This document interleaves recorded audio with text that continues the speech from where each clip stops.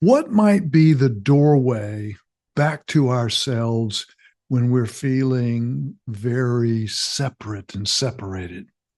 Hi, this is Dale Byron with Heartwork Poetry Podcast, and this week's featured poet, Derek Walcott, has a poem which I've loved for a long time, which is a kind of celebration of ourselves coming back to ourselves. And we'll get right into the poem. It's called Love After Love, one of his most famous ones. Derek Walcott. The time will come, the time will come when with elation, the time will come when with elation, you will greet yourself arriving at your own door in your own mirror, and each will smile at the other's welcome and say, sit here, eat, and say, sit here, eat. You will love again the stranger who was yourself, who was yourself.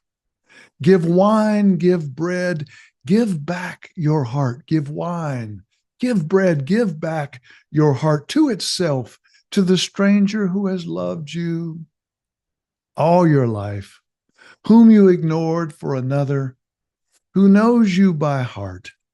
Take down the love letters from the bookshelf, the photographs, the desperate notes.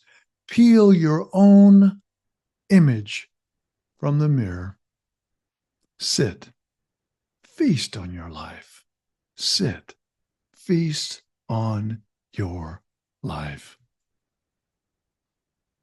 So again, what if the deepest loneliness we feel sometimes, the angst we feel sometimes, maybe the great casualty of these times of difficulty is to be separated from ourselves. And of course, if we're separated from ourselves, it stands then that we will be separated from others, and we'll be separated from the great other, which is what I call the natural world. And I think this poem asks us to think about, to muse a little bit on whatever it was that had us abandon ourselves. You know, if we venture out into a little psychology now and think about that sometimes to belong, we abandon ourselves to belong to the family, to belong to us for social pressure, to be liked, even not to be shamed.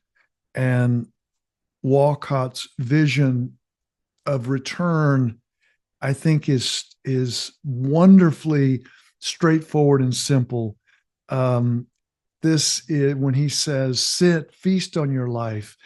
And when he talks about self-love in a way that's not narcissism, but is a kind of healthy reconnection to ourselves.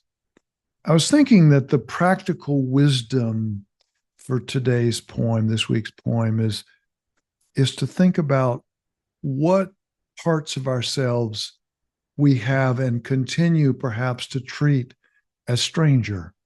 What part of ourselves do we need to welcome back in to ourselves, in other words?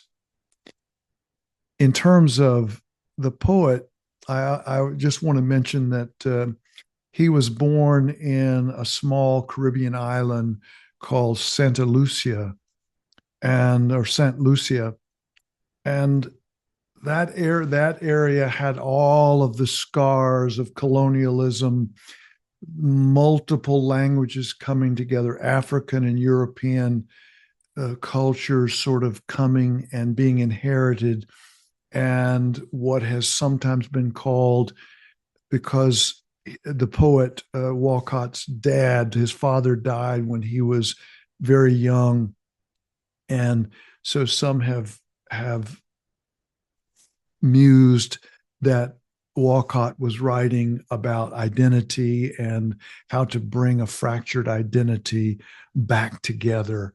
And this poem being a perfect example of that.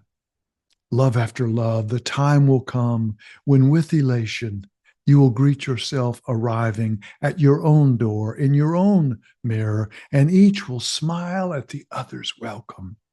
You can feel that. And say, sit here, eat.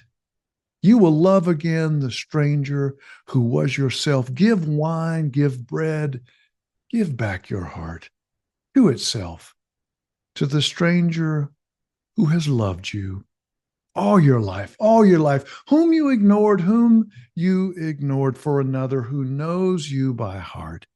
Take down the love letters from the bookshelf, the photographs, the desperate notes.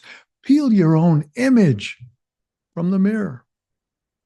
Sit, feast on your life. Feast on your life.